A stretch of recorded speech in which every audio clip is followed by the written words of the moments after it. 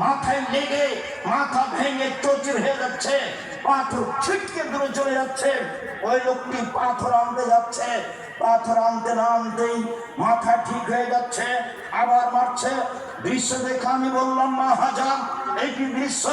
তারা দুইজন বললেন ইন্টালেক্ট, চলতে থাকেন। ফান্টালাক না কিছু না বলে চলতে থাকলাম। চলতে চলতে নূরে চলে আসলাম একটা চুলার পাশে। আলাহু যায় কোন আসফালাহু আছে, যে চুলা মারা হবে। মুহাম্মদ সাল্লাল্লাহু আলাইহি ওয়াসাল্লাম জিজ্ঞাসা করলেন এই ব্যক্তিটাকে যার মাথা ফাটানো হচ্ছে।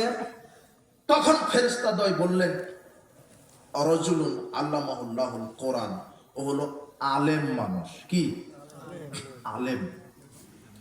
আমাদের দেশে আলেম ফাজেল কামেল পাস নাই, এলমেট ডিপু নিয়ে বসে আছে, কিন্তু নিজে আমল করে না, দাওয়াতও দেয় না। বরং এক শ্রেণীর এই আলেম নামের জালেম আছে যে তারা ইসলামিক কাজকর্ম করে এদেরকে সহ্য করতে পারে না। যদি অন্যায়ের বিরুদ্ধে কথা না বলতো তাহলে মারা যেত না, ওকে ফুল দিয়ে সাজিয়ে রাখতো।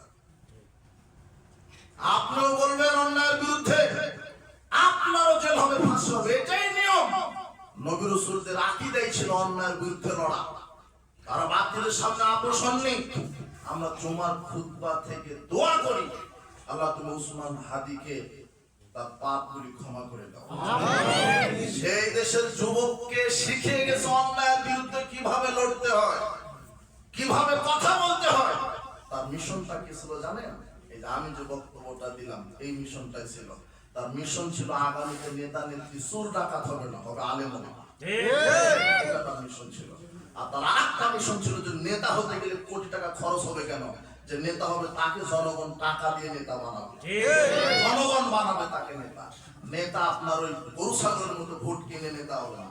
ও যদি 150 কোটি টাকা দিয়ে খরচ করে নেতা হয়, তো 1000 কোটি চুরি করার ধান্দাতে থাকবে।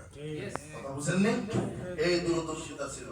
আর আরেকটা দূরদর্শিতা উসমান হাদির আদর্শ ছিল এই ভারতের নাস্তিকতাবাদী দাবিদারকে কবর দিয়ে কোরআন এবং সুন্নাহ ভিত্তিক বাংলাদেশ গড়ার আদর্শ তার ভিতরে ছিল। কিন্তু এটা ভারতের এই দাদা বাবুরা সহ্য করতে পারে।